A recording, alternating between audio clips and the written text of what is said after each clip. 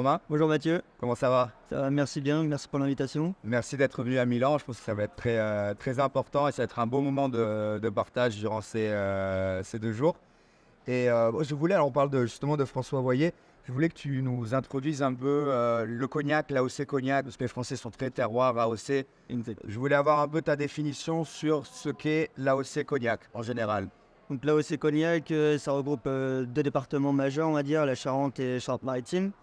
Nous, on est basé en Charente, pas très loin de Segonzac, la capitale de la Grande Champagne. Donc dans l'AOC, il y a 6 différents terroirs. Nous, c'est exclusivement du premier cru, donc la Grande Champagne. C'est la meilleure zone pour faire le cognac. On est situé à Verrières, sur l'un des meilleurs coteaux, donc ce qui nous permet d'avoir des eaux de vie très fines et très élégantes au nez. Et du coup, là on parle justement dans le spécifique de Grande Champagne. Est-ce que tu peux nous expliquer, parce que moi j'ai entendu parler de la Grande Champagne comme un des terroirs du cognac qui justement permet des vieillissements prolongés et qui exprime sa pleine potentialité sur des années, on va dire, supérieures. C'est ça, exactement. Donc la Grande Champagne a cette facilité en fait à vieillir. On va pouvoir faire des jeunes eaux de vie aussi sur la Grande Champagne, mais toutes les caractéristiques en fait vont se déployer sur le très long vieillissement. Sur la Grande Champagne, on peut très bien arriver sur des eaux de vie comme on va avoir 80-90 ans sans problème. C'est là où on va avoir tout le potentiel gustatif, aromatique. Donc nous, on va surtout chercher des arômes sur les fruits tropicaux, la vanille, et qui vont être très intéressants sur le vieillissement. Ok, du coup, justement, comme tu disais, tu nous introduisais que le potentiel de la Grande Champagne s'exprime dans les vieillissements prolongés. Comment vous faites chez François Voyer, qui produisait essentiellement 100% de Grande Champagne, 100%. pour avoir toujours, toutes les années, surtout avec cet XO-là, le même standard de qualité et essayer un peu de conserver l'ADN de François Voyer? Quelle est votre technique? Alors, le secret du maître de chez, donc Pierre, il utilise la technique du Solera.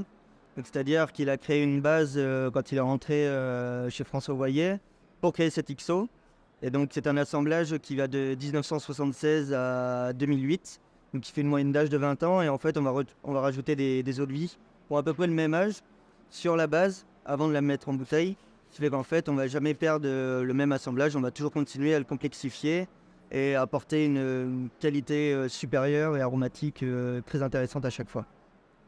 Et du coup, voilà, si j'imagine justement, Pierre me disait les challenges, un peu les opportunités que permet une méthode comme ça, mais aussi les challenges. Pierre me disait effectivement, si un jour il y a un incendie dans le chai, si justement l'ADN, un peu la pasta madre, comme on dit en italien, de cette distillerie s'évapore, justement, la base n'est plus là, quoi.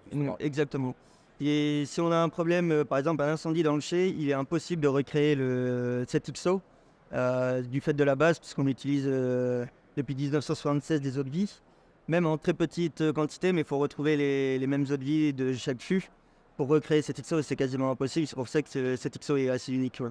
Et cet XO, justement, il est composé, si tu peux nous expliquer généralement, quel est le vieillissement minimum selon l'appellation et celui-ci, quels sont les âges en bouteille, on va dire. Oui, bien sûr, sur l'XO, sur l'AOC Cognac, les XO c'est 10 ans minimum. Nous, on va travailler sur un XO ici qui a une vingtaine d'années en moyenne. Donc on est déjà sur le double de vieillissement, ce qui va permettre de travailler sur des produits plus qualitatifs, plus aromatiques. Là, on va très bien être sur des fruits très maturés, agrumes, citron, orange, un peu de cannelle, de poivre.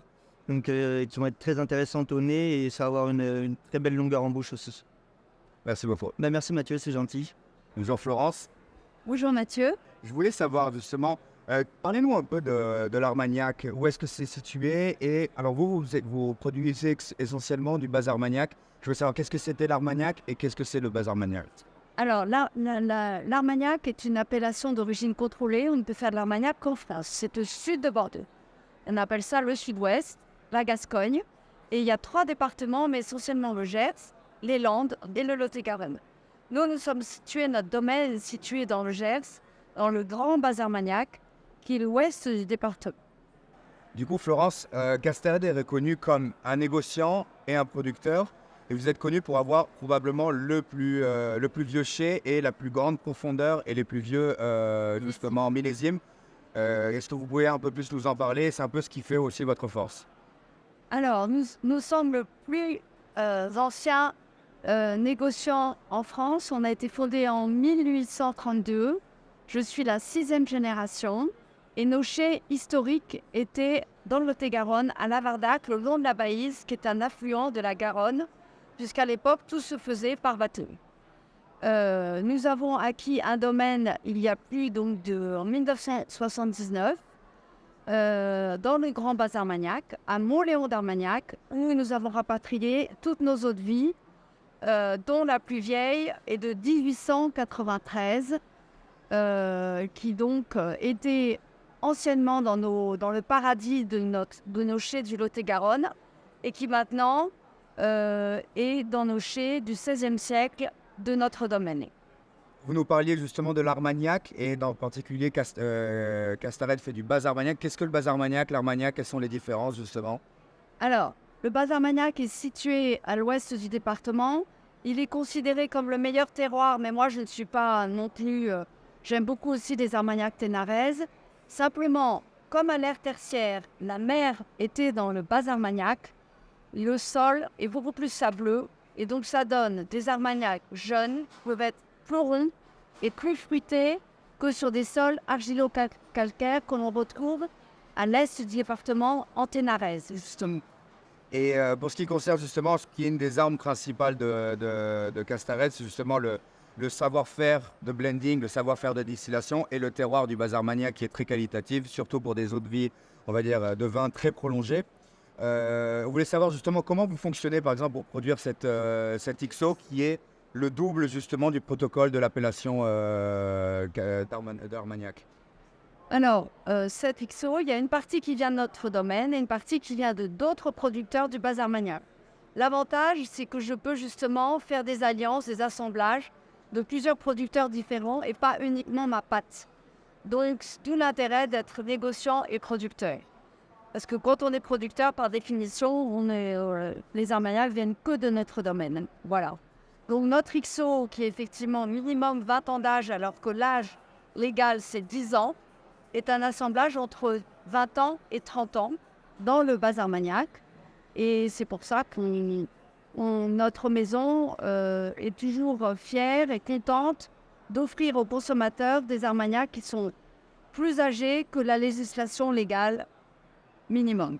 Du coup, très bien. Bon, du coup, un stock, un héritage important, une qualité justement pour les assemblages et aussi dans les années 80, une histoire de distillation du coup qui commence chez Castaret d'Armagnac.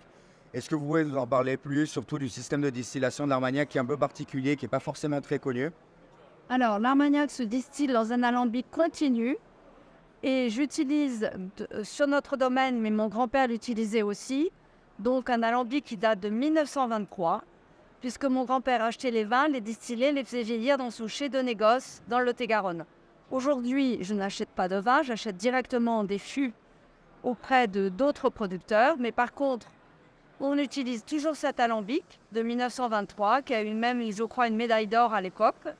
Et donc, sur notre domaine, où nous faisons toute de la vinification, distillation et vieillissement dans nos fûts de chêne qui viennent uniquement que du sud-ouest de la France, fait par un tonnelier artisanal qui est à quelques kilomètres de notre domaine.